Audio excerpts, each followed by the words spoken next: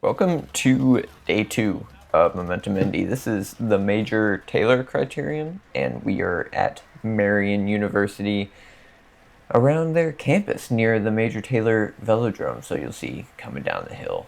It's actually quite close to the velodrome there. And we are starting the hill now, entering the base of the hill.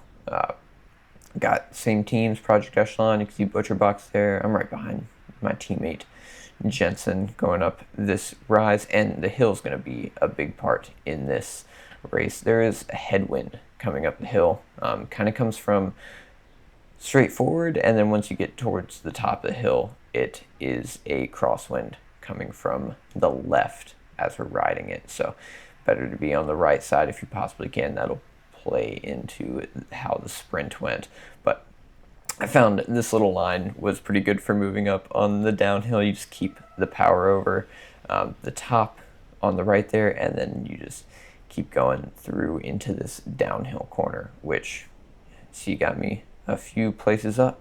Past an old teammate, Ethan Crane there. Got onto Josh's wheel here through the first lap, and you can see we're pretty far behind still, so we're going to have to keep making our way up towards the front. We got a lot of Cadence guys here, a lot of Echelon guys. Whoosh has a strong team here this year, and they are definitely willing to roll a breakaway. Last race, we missed a break. Had all the teams in an Echelon, Whoosh, and Cadence, so we are just really looking out for anything that has a collection of those three teams in it, because otherwise they're just going to pull it back or weld it back together. Coming through a few minutes later. This is a 60-minute race, and it's pretty hot. I mean, I'd put an ice sock in before, so it was like in the 80s, and everybody was looking like the heat was getting to them pretty good here. But I'm trying to get to the front, be a little more active, tag anything that we need to tag, or be into anything that we think might go. And here, with 45 minutes to go, I'm actually in a position where I feel like I can respond to a lot of stuff. I'm going to follow, I think this is Cade, up on the left-hand side here. It may not be Cade. And got cut off by the Butcherbox guy into the inside. That was actually the first time I've taken that corner here on the right. We've got Fetzer, and coming into the downhill one more time. Some guys would try and dive bomb that, and there's Cade on the left here. And boy, it would get sketchy sometimes just when everybody would bunch up going into that downhill corner. And then on this one, you could take a pretty good run at it. You can see I made up a lot of places there. Now I am pretty close to the front here on Luke Elphingston from Project Echelon's wheel. And it's bunching up at this point. I think if I had a little more gas in me at this point, I would have sent maybe the first move, but I have been spending some time trying to get up to the front here, so I'm just going to sit in while this team attacks. This is Ruben Bacon's team there on the left in the purple, and they're getting across to a little move. You can see James from Whoosh is just going to sit up, so it's a pretty good move going right there, and I kind of see it happening, but I'm hoping Luke does exactly what he does here, and I'm just going to sit on his wheel. There was a little group before that they just bridged to, so they've been off the road for almost a full lap at this point, and then Luke hits it pretty hard, but then he sits up right here, and I just did not want to go around yet. We still had a lot of the field on our wheel, and then I decided, you know what, I'll go around right here, and there was still kind of a gap here, but I figured on the downhill I was actually feeling pretty comfortable into this downhill corner where I wasn't hitting the brakes into it at all, so thought I might make some space up on this and hopefully get on before we hit the hill, and I have to go incredibly hard up it, so going pretty hard up and through here. I did look back, and at the base of the hill I actually had the field on my wheel, and I wasn't going too hard, so I could recover and just kind of fold back into the pack, but I've definitely lost a lot of position now, just sagging up and through, so I have to wait my way back up through there. The Whoosh guy there, I don't know his name yet, overlapped with one of these Cheney windows and doors guys for derailleur, and bumped in. Look up the road here, you'll see James in the yellow, he's getting kind of bunched in by the Caden's team, and yeah, gets pushed into an overlapped wheel and falls down pretty good. He had Caden's guy on his right and Caden's guy on his left.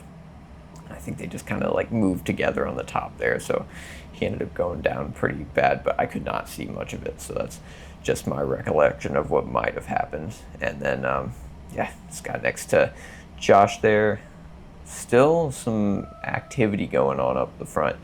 People half an hour into this race are still feeling pretty fresh. We did drop a lot of guys throughout this race, just having that hill, and dudes were just falling off the back. You can see James getting pushed back in there. He got pushed back in pretty far back in the field, and immediately having to go up this hill while we're already going fast. I mean, going almost 30 miles an hour into the base of that hill.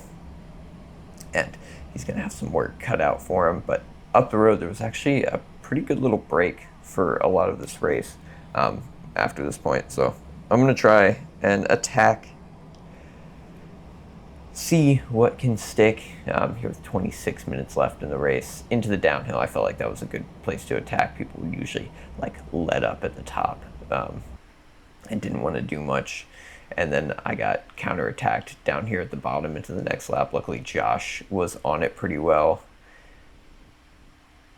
And here's a pretty good little separation there. So those guys would stick off the front for about a lap. And then, Ralph over on the left there from Butcher Box, getting real comfortable with that fence. Here was 17 minutes to go, so it's getting down to crunch time. And yeah, there was a little bit bigger break. We'll see it probably in the next lap or so here that had Cadence and Whoosh, everybody in it. Not the like fastest guys, I think, from each of the teams. So the teams were like okay with having it come back, as opposed to yesterday where they were just shutting everything down that was trying to get across. Yeah, you can see it splitting off the front now, and I think some guys just knew they couldn't miss it. So one at a time, dudes were just like trying to get across to it. You can see it's kind of split off the front there, just stragglers one at a time, and you can see James actually like letting up there, letting it go. Finally, with 10 minutes to go, you saw on the left there, Luke Fetzer just sent an absolute flyer. And he would stay solo for a few laps, I think, maybe 2 laps. And everybody here at the top of the hill just kind of let up. You can see Burt going up off the front, kind of like blocking for him, just really coasting. And some Mido guys definitely responding to that. Some Whoosh guys definitely responding to that up at the front. But yeah, he would hold that gap for a good few laps here while we were actually pretty concerned about it. Josh was on the radio like, man, this might be a good move to go here with 8 minutes left. And dudes are, starting to bridge. We see Echelon guy going for it pretty good there. I'm just going to follow the flow up through, I think behind Danny's wheel here.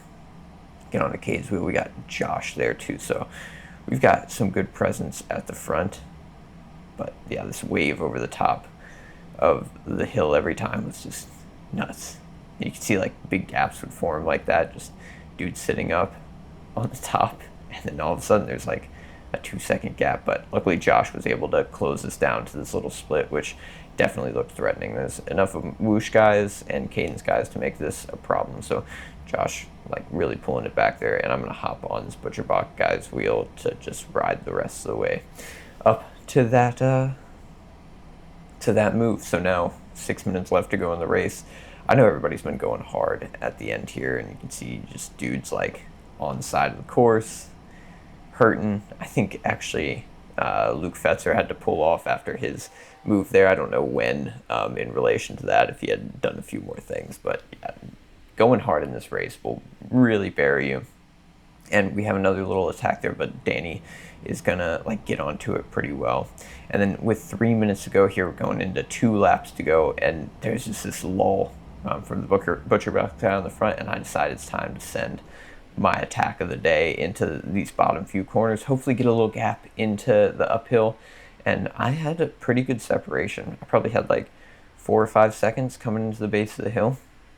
And I wasn't, you can see I'm not going like crazy hard in the base. I know that going up the hill, I'm going to have some energy to kick pretty hard, and had, yeah, they sat up kind of at the base of the hill, which was perfect for me here with, yeah, just 2 laps to go at this point.